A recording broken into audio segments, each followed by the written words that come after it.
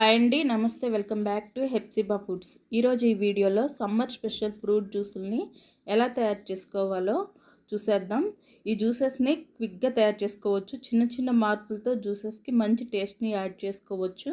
అది ఎలాగో ఈ వీడియోలో చూసేద్దాం. ముందుగా మిక్సీ జార్ని తీసుకొని పుచ్చకాయని ముక్కలుగా కట్ చేసుకుని 2 బౌల్ ముక్కల్ని మిక్సీ జార్లో వేసుకోండి.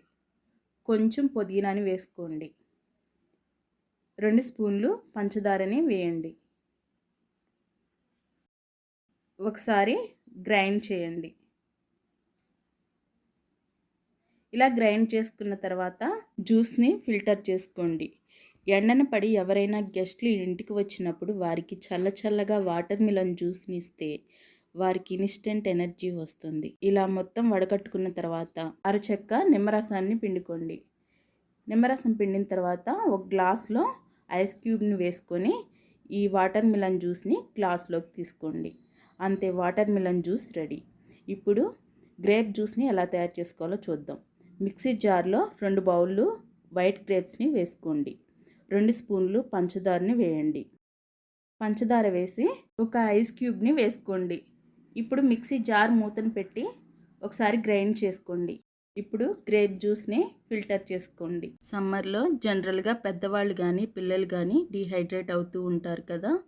ఈ జ్యూస్ని అప్పటికప్పుడు ఇన్స్టెంట్గా 2 మినిట్స్లో తయారు చేసిస్తే వాళ్ళకి ఇన్స్టెంట్ ఎనర్జీ వస్తుంది. ఈ జ్యూస్లో ఒక అరచెక్క నిమ్మరసాన్ని పిండుకోవాలి.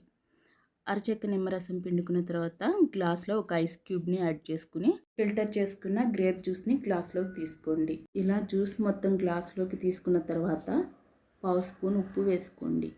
ఉప్పు వేయటం వల్ల టేస్ట్ ఎన్హాన్స్ అవుతుంది, అలానే ఇన్స్టెంట్ ఎనర్జీ వస్తుంది. మీరు ఎప్పుడైనా గ్రేప్ జ్యూస్ చేసేటప్పుడు ఇలా ట్రై చేయండి, మీకు తప్పకుండా నచ్చుతుంది. ఇప్పుడు పుదీనా జ్యూస్ని తయారు చేసుకుందాం. మిక్సీ జార్లో ఒక గుప్పెడు పుదీనా ఆకుల్ని వేసుకోవాలి.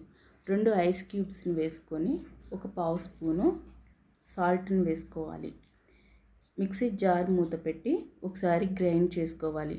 ఇలా గ్రైండ్ చేసిన తర్వాత ఒక గ్లాసు వాటర్ పోసుకోవాలి. వాటర్ పోసి ఒకసారి గ్రైండ్ చేయాలి.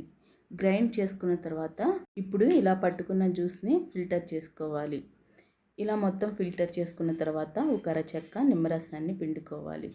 నిమ్మరసం పిండితే టేస్ట్ బాగుంటుంది కనుక నిమ్మరసాన్ని వేసుకోవాలి. నానబెట్టి ఉంచుకున్న సబ్జా గింజల్ని 2 స్పూన్లు కలుపుకోవాలి. ఇవి ఇలా కలిపిన తర్వాత ఒక గ్లాస్లో 2 ఐస్ ముక్కల్ని వేసుకొని ఈ పుదీనా జ్యూస్ని గ్లాస్లోకి పోసుకోవాలి. అంతేనండి, టేస్టీగా ఉండే పుదీనా జ్యూస్ రెడీ. మీరు ట్రై చేయండి. ఈ వీడియో మీకు నచ్చితే సబ్స్క్రైబ్ చేయండి. పక్కనే ఉన్న బెల్ ఐకాన్ని యాక్టివేట్ చేసుకోండి. ఈ వీడియోని లైక్ చేయండి. మీ ఫ్రెండ్స్కి ఫ్యామిలీ మెంబర్స్కి షేర్ చేయండి.